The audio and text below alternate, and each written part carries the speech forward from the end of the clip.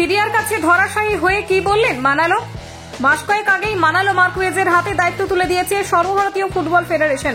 সেই সুবাদে এই স্প্যানিশ কোচের তত্ত্বাবধানে ইন্টারকন্টিনেন্টাল কাপ খেলতে নেমেছিল ব্লু টাইগার্সরা, যেখানে প্রথম ম্যাচে শক্তিশালী মরিশাসের বিপক্ষে আটকে যেতে হয়েছিল গুরপ্রীত সিং সিন্ধুদের, যা নিঃসন্দেহে হতাশ করেছিল দেশের ফুটবল প্রেমীদের। তবে সিরিয়া ম্যাচ থেকে ঘুরে দাঁড়ানোর লক্ষ্য ছিল সকলের, কিন্তু সেখানেও খুব একটা সুবিধা করতে পারেনি মনবীর সিং থেকে শুরু করে সাহাল আব্দুল সামাদরা। গত সোমবারের এই ম্যাচে 3 গোলের ব্যবধানে পরাজিত হতে হয়েছে ভারতীয় ফুটবল দলকে। ম্যাচে পিছিয়ে থেকেও একাধিকবার আক্রমণ সারিয়েছিলেন ভারতীয় ফুটবলাররা, কিন্তু গোলের মুখ খোলা আদতে সম্ভব হয়নি। শেষ পর্যন্ত অপরাজিত থেকে ইন্টারকন্টিনেন্টাল কাপ জয় করে শক্তিশালী সিরিয়া দল। গত কয়েক সিজন ধরে অনবদ্য পারফরমেন্স ছিল ভারতীয় ফুটবলারদের।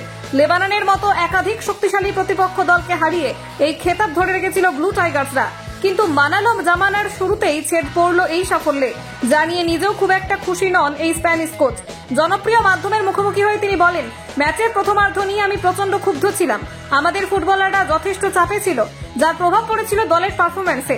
প্রথম গোলটি হজম করার পর সেটি এড়ানো যেত, তবে দ্বিতীয়ার্ধের পারফরমেন্স নিয়ে সন্তুষ্ট এই স্প্যানিশ কোচ। তিনি বলেন, দলের দ্বিতীয়ার্ধের খেলায় আমি সন্তুষ্ট। শেষ পর্যন্ত যে ফলাফল থেকেছে সেটাই খেলার বাস্তব প্রতিফলন কার্যত ফেলেনি। আমাদের ছেলেরা গোল করার সুযোগ তৈরি করেছিল।